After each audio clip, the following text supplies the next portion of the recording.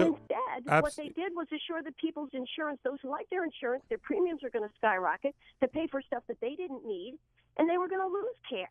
And also, with all the guidelines that's coming down the pipeline, whether it's mammograms or colonoscopy and certainly PSA screening, once they put these guidelines, the insurance companies are the happiest people because they're going to say, you know what, you don't have to pay for your PSA until you're 50. And someone like Paul, who probably can afford paying for these things, but why should he do this? Right.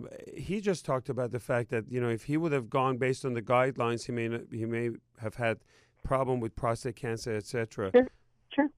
Well, because this is when we empower the federal government, when we empower these bureaucracies, there's another little aphorism I like to say, which is he who pays decides. So when the federal government essentially is setting the price for our health care and paying insurers, most folks haven't been aware of and of course you are, Dr. Samadi, you are, Dr. Siegel, but there's something called a risk corridor.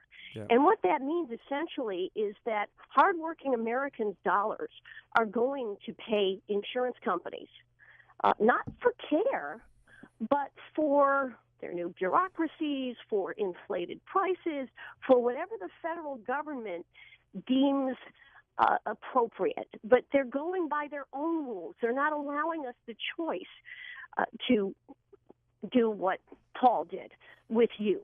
We should be able to use our own resources much smarter and much better. But when they insert $1 trillion bureaucracy and guarantee that the insurance companies in their own bureaucracies are going to be able to make the decisions instead of empowering us to do it, make insurers compete. What Obamacare should have done, as we all know, is say, you know what, we're going to break down the barriers. Every state can put up barriers, and every citizen of every state, including, as we all know, in New York, those of us listening here from New York, and each state can have this tiny cartel of insurers that are cozy with the regulators, and they can just keep hiking up the prices. Well, if you open up competition across state lines, they can't do that anymore. All right, that's what Donald Trump is. Mark, jump in.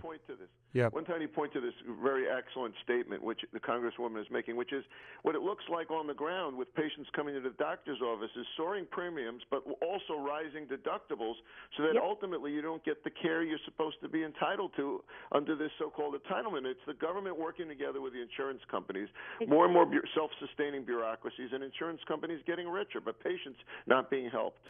No, that's right. And it's a double whammy. It's a double whammy. Premiums are skyrocketing, deductibles are skyrocketing, and yet it's a triple whammy. People are getting less care. Insurers have something called narrow networks. Why do they have narrow networks? So they can control your access to care. Let me just say one thing, and I want Paul to make a comment. We started because of so much confusion, and people don't know with their insurances. And Paul is listening to this, and he hears a politician and doctor and surgeon and medical doctor, and he's the last person to be able to make any decision on his own health care because of this whole saga. We're starting a new foundation called SamadiFoundation.org. SamadiFoundation.org is a foundation that's dedicated to prostate cancer. And because we're not able to take care of a lot of people for insurance purposes, we're going to raise money for this foundation. And anyone that's interested, please call 212-365-5000 if you want to join us. And one surgery a month, we're going to do for free, paid by this foundation as a way to start to give back. And Congresswoman, I would love for you to be involved with our foundation and help us change one life at a time. Paul, you want to make a comment? Yes, I think, Congresswoman, you're right on the money, as is Dr. Samadi and Dr. Siegel.